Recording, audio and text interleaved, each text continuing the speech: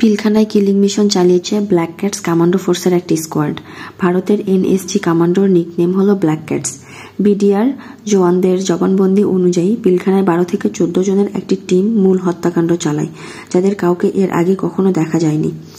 এদের পরনে BDR uniform ছিল একেবারে নতুন, মুখ কাপড়ে বাঁধা, কারো চুল ছিল লম্বা, অথচ সেনা আইনে লম্বা চুল ছিল নিষিদ্ধ। এরা নিজেদের মধ্যে হিন্দিতেও কথা বলছে।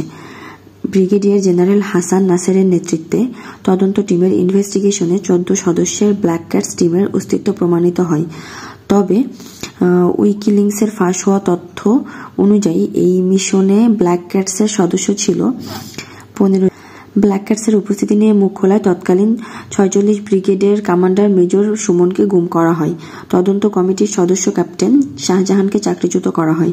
এছাড়া যাদের চুপ করানো যায়নি তাদেরকে হত্যা করা হয়। হত্যাকাণ্ড শুরু হবার কিছুক্ষণ আগে মেজর তানভীর এনএসজি কমান্ডারদের উপস্থিতি টের পেয়ে স্ত্রীকে টেলিফোনে বিষয়টি জানায়। উল্লেখ্য, মেজর তানভীর আজ পর্যন্ত নিখোঁজ, তার লাশও পাওয়া যায়নি। 24 ফেব্রুয়ারি রাতে বেনাপোল বন্দর দিয়ে ব্ল্যাক ক্যাটস কমান্ডো টিম বাংলাদেশে প্রবেশ করে। রাজধানীর ফার্মগেটে অবস্থিত ইম্পেরিয়াল গেস্ট হাউস নামক একটি হোটেলে তারা রাত্রিযাপন করে এবং সকাল 9টা পর্যন্ত সেখানেই অবস্থান করে। এই হোটেলের মালিক আওয়ামী লীগ নেত্রী তৎকালীন স্বরাষ্ট্রমন্ত্রী সাহারা খাতুন। সকাল 9:20 ধূসর বর্ণের একটা মাইক্রোবাসে করে কিলার টিম বিডিআর এর পোশাক পরিহিত অবস্থায় পিলখানায় প্রবেশ করে। আগের দিন রাতে ব্যারিস্টার ফজলে নূর তাপস এই পোশাকগুলো সরবরাহ করেছিল। 9:26 কেন্দ্রীয় ইশারায় 44 ও 36 ব্যাটালিয়নের বিডিআর সৈনিকরা বিদ্রোহ শুরু করে। যদিও তাদের হাতে লাইভ অ্যামুনিশন ছিল না, ছিল ট্রেনিং এ ব্যবহৃত ব্ল্যাক অ্যামুনিশন।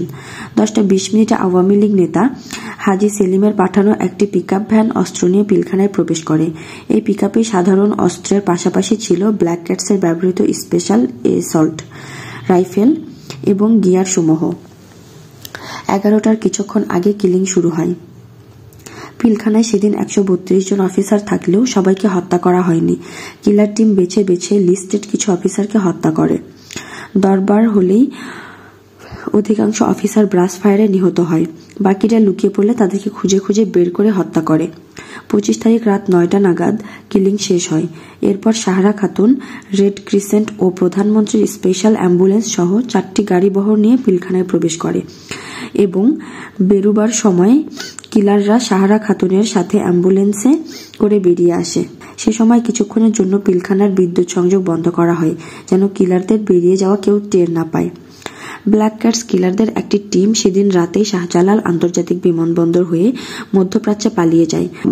আরেকটা টিম 28 তারিখ রাতে সোহেল তাজের সহায়তায় সিলেট বিমানবন্দর হয়ে দেশ। বলা হয় পিলখানায় 57 জন সেনা অফিসার মারা গেছে, তবে তথ্যটি পুরোপুরি সঠিক নয়।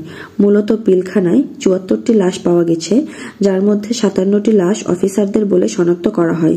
বাকি লাশগুলোর কয়েকটা পরিচয় পাওয়া গেলেও কিছু লাশের পরিচয় আজও পাওয়া যায়নি। এমনকি এখনো একাধিক অফিসার নিখোঁজ আছে। মেজর তানভীর বিডিআর এর এডি আউয়াল অন্যতম। মৃত 74 জনের সবাইকেই কি ভারতীয় কিলাররাই মেরেছে, না বিডিআর সেনাদের হাতেও কয়েকজন মরেছে? গোলাগুলি শুরুর আগেই পিলখানায় মব সৃষ্টি হয়। অনেক অফিসারকে ধরে পেটানো হয়। যাদের আঘাত গুরুতর ছিল তাদের কয়েকজন চিকিৎসার অভাবে মারা যায়। তবে সৈনিকরা কোনো অফিসারকে গুলি করে হত্যা করেনি। মব করেছে মাত্র 40 থেকে 50 জনের একটা উগ্র গ্রুপ, যাদেরকে তাপস ও নানকরা মিলে আগে থেকে ট্রেনিং দিয়েছিল। উপরোক্ত তথ্যগুলো কোনো সিক্রেট বা স্পেশাল তথ্য নয়, এগুলো সব ওপেন ডকুমেন্ট। সেনাবাহিনী থেকে শুরু করে প্রশাসন ও রাজনৈতিক দলগুলো এ সম্পর্কে পুরোপুরি জ্ঞাত। ভারতীয় ইনভলভমেন্ট পিলখানা হত্যার এখন আর কোনো সিক্রেট বিষয় নয়। আজকাল বাংলাদেশের ইতিহাসে অন্যতম গুরুত্বপূর্ণ একটি দিন। আজকে পিলখানা গণহত্যা তদন্তের রিপোর্ট প্রকাশ হবে, কিন্তু এই রিপোর্টে কি আসল ঘটনা প্রকাশ করা হবে? সম্ভাবনা খুবই কম। আওয়ামী লীগের ইনভলভমেন্ট সম্ভবত প্রকাশ করা হবে, কিন্তু ভারতীয় ইনভলভমেন্ট সুকৌশলে এড়িয়ে যাবার চেষ্টার সম্ভাবনা আছে। কারণ পিলখানা গণহত্যা কোনো সাধারণ ঘটনা নয়।